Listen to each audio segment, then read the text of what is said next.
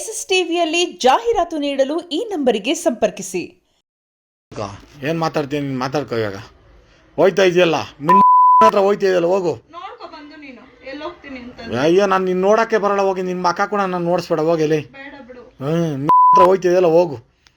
ಯಾರ್ಯಾರು ಫೋನಲ್ಲಿ ಏನೇನು ಚಾಟ್ ಮಾಡಿ ಎಲ್ಲ ಗೊತ್ತಾಗುತ್ತೆ ಈ ಫೋನಲ್ಲಿ.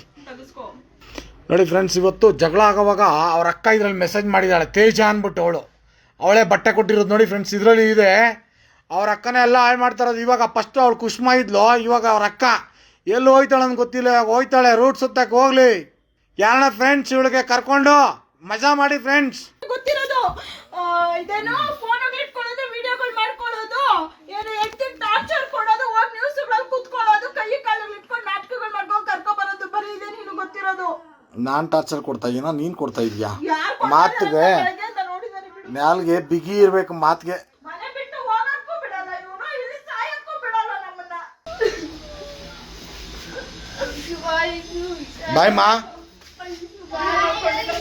ನೀನು ನೋಡಿದ್ರೆ ಎಲ್ಲ ಏನಕ್ಕೆ ಬರ್ತಾ ಇದೆಯಾ? ನಾನು ಬರಲ್ಲ, ನೀನು ಹೋಗೆ.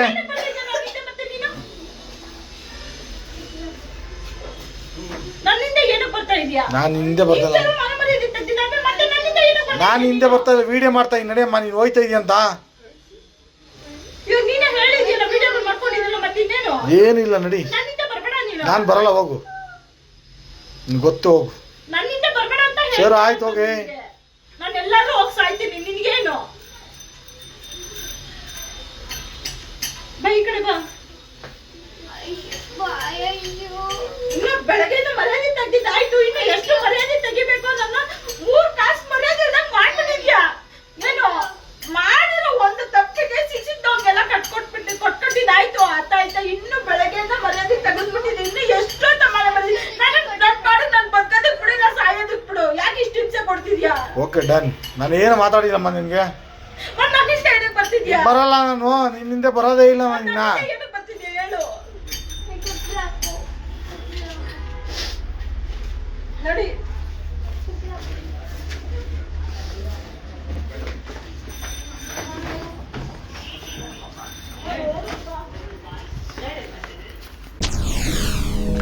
ಎಸ್ಎಸ್ ಟಿವಿ ಸಿನಿಮಾ ಜಗತ್ತಿನ ಕ್ಷಣ ಕ್ಷಣದ ಸುದ್ದಿಯೊಂದಿಗೆ.